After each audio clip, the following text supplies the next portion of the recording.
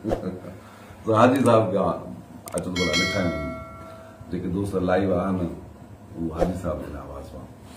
महसूस थियनि मज़ो वठनि असां बि मज़ो वठूं तव्हां दोस्त जेके ॾिसनि पिया लाइव रोज़ मज़ो वठनि ॾिसो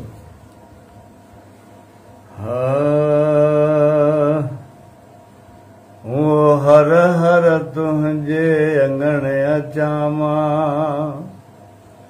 ओ यार एॾा पंधड़ा करे दिल थी चवे मां तॾहिं अचां थो ऐं दिल भर तुंहिंजे दीदार करे हर हर तुंहिंजे अंगण अचां मां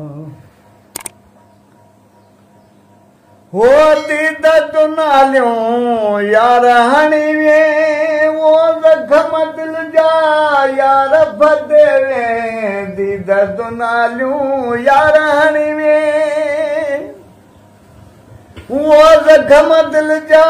यार फते वे मलम पट्टीअ सवा की न की छुटंदा मलम पट्टीअ सवा है की न की छुटंदा ॾिस त सजण वीचार करे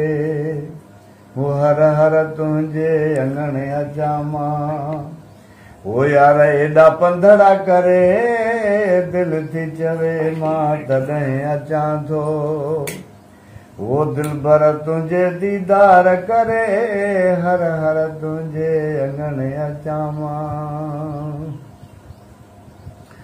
वो रातियां ॾियां हथ में राह रुअण जी वो खिलण न भयां ख़ुदा जो कसम रातियां ॾियां हथ में राह रुअण जी वो खिलण न भयां ख़ुदा जो कसम कॾहिं अची तूं यार खिलाईंदे कॾहिं अची तूं है यार खिलाईंदे न परदेसीअ ते प्यार करे वो हर हर तुंहिंजे अंगण अचां मां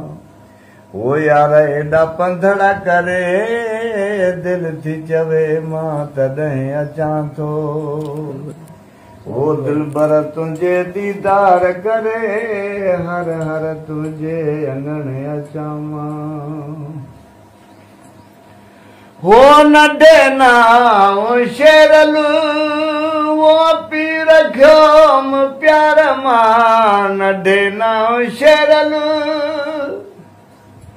वो पी रखियोम प्यार मां पो बेवस नाम तॾहिं जो धरायुम बेवस नाम वो तॾहिं धरायुम जॾहिं इश्क विधो लाचार करे वो हर हर तुंहिंजे अंगण अचां मां वो यार एॾा पंधड़ा करे दिल थी चवे मां तॾहिं अचां थो वो दिल भर तुंहिंजे दीदार करे हर हर तुंहिंजे अंगण